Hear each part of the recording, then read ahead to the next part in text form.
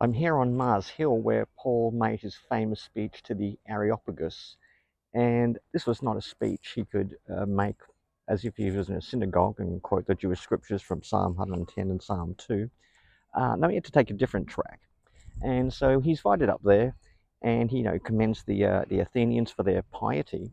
But after that, he then takes a very unique strategy. He kind of argues for divine aseity. He says, God doesn't need things made with human hands. God doesn't have any needs. He doesn't need anything fashioned with idols. Then he highlights divine providence, that God is still interested in human affairs. He directs them and orders them. So to begin with, he's sort of balanced divine transcendence. God is other, immortal, invisible, without needs, and yet he's still involved in human existence, which is a good kind of balance of God's being both, separate from the world but involved in the world. But then he focuses on the call to repentance and judgment because of Christ's resurrection. So he does get to some very specific aspects.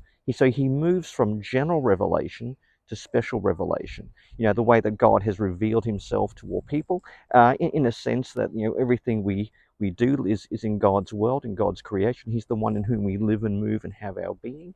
We all are the divine offspring. That's Paul quoting pagan poets Minos and Cleanthes. And yeah, it's a really good archetype of apologetics. So how do you enter into someone else's worldview and commend the gospel to them in terms that they are familiar with and they can understand? Paul's speech at Mars Hill at the Areopagus is a case study in exactly that: apologetic preaching, how to commend Christ across cultures.